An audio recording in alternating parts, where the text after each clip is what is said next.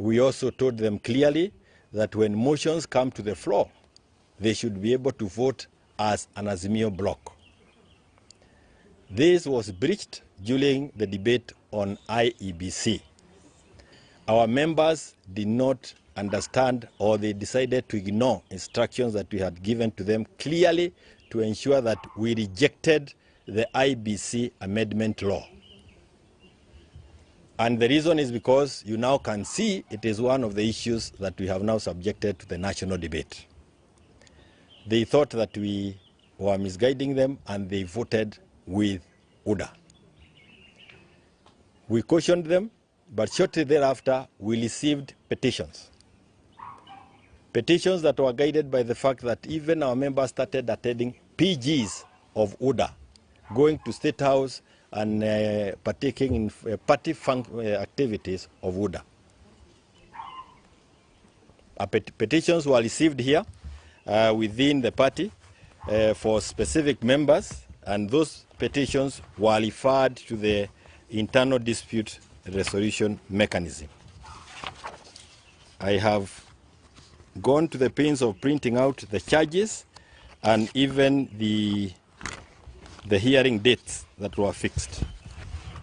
And we have the petition against Kanini Kega here that was sent to us by a petitioner called Robin Moremi Karani. The hearing date for this petition was supposed to be the 1st of February 2023. I want you to note the date. 2023. 1st of February 2023.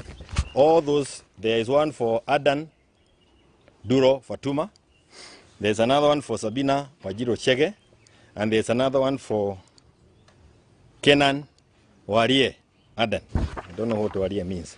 Warie Adan. These petitions were forwarded to the Internal Dispute Resolution Committee. And the letters communicated to them and even shared in our social media. If you go to your social media history, you will see those letters were shared, and that is still a pending issue before the Internal Dispute Resolution Mechanism of the party. On the 2nd of February, these people, of course, they knew this was going to happen because they were already aware of the complaints that has been forwarded to us, and we continue communicating. On the 2nd of February, then they purported to hold a NEC meeting in Nakuru. NEC meeting in Nakuru in a hotel, and we have the footage, the CCTV footage of what was happening there in that hotel. It was attended by many, including those who did not know why they were there. And even confessions from some of the people who were inside there have been made to us, and we will deal with them as we go ahead. They then made resolutions which included, among many other things, changing the leadership of the party by appointing new officials to the NEC. And they then went ahead and communicated their resolutions and decisions to the ORPP. We wrote a letter to the ORPP and notified her of a similar exercise that we had already gotten rid of, that is unprocedural and unconstitutional as per the party's constitution. So we had already alerted her and told her that anything that might be brought to her attention, it is only fair that she subjected to some kind of scrutiny and investigation. She did not do so. She went ahead and wrote a letter to us, confirming that she is in receipt of the resolutions of the meeting that was held in Nakuru, and she is happy with the fact that we have been removed from the party. So she was very happy, writing a letter here dated 13th of February, and it was delivered to us. And you can actually see how quickly she wrote, because she did not even address me as the SG. Aliniambia, hata ninaona kama alikosea kusema honorable, karibu aseme Bwana Kioni. Because you can see that tells you a story.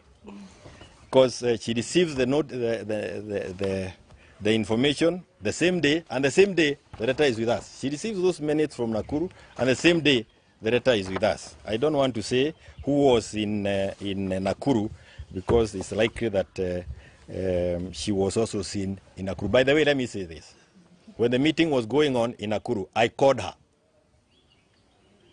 with my phone from this office, and she was in Nakuru. I told her, I asked her, have you seen my party people there? No, nimeona wengine hata majina siwajui, lakini nimeona wakipita hapa hapa. I leave it to you to interpret what that means.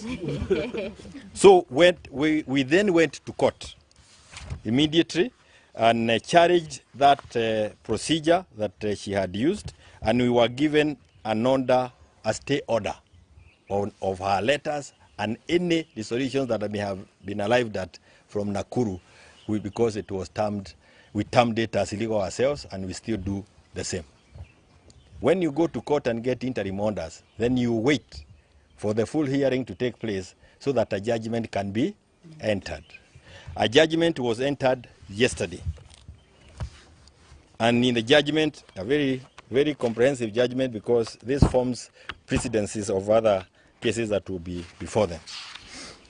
Our key thing, our major player, our main player, was to get this letter of 13 that was giving legal authority, recognizing officials from Nakuru by the ORPP. This is the letter we challenged in court. And we wanted it nullified by the business, what are they called? Political Parties Dispute Tribunal, not business. I've worked in the business tribunal for a long time. Yesterday, the judgment was entered.